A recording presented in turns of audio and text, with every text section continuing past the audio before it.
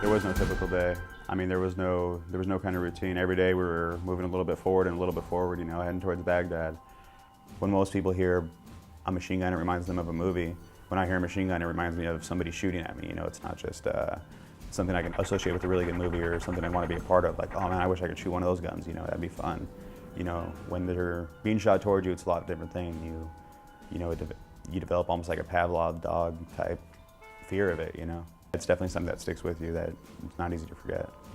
And anytime you hear kind of a big explosion, you know, you want to know if it was incoming or outgoing. You have no idea it's coming. Just all of a sudden there's an explosion and you're dead.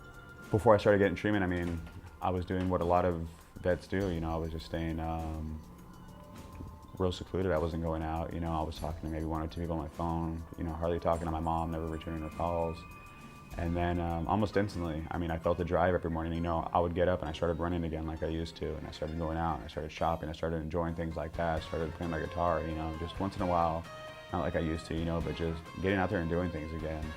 And I mean, really the only thing that's changed is, you know, I've been on a steady health medication. I've been talking to psychiatrists and psychologists, and they're letting me understand I'm not alone in this, you know, and they're helping me out getting fixed, you know.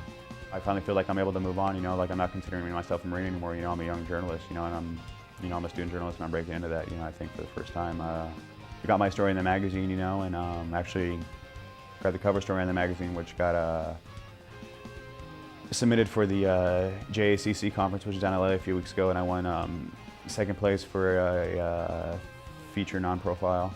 And the guy who won first place was actually also a student here, you know, and all the submissions are done anonymously, so we took first and second place in that, and I think that was the only category where a school took first and second place. So, you know, that speaks a lot for Tom about, you know, his role as an editor and advisor, you know, and what we're doing, and I owe a lot to him, you know. Just the ease of getting into CCSF, giving me a place to belong to, you know, putting me in contact with a lot of people and stuff, you know, was something that, I mean, it was invaluable, you know, because otherwise I'd be sitting in my apartment, you know, on the other side of town just by myself, you know, staring at walls, feeling sad about the things I used to have to do, you know, but this gave me something else to focus on, you know.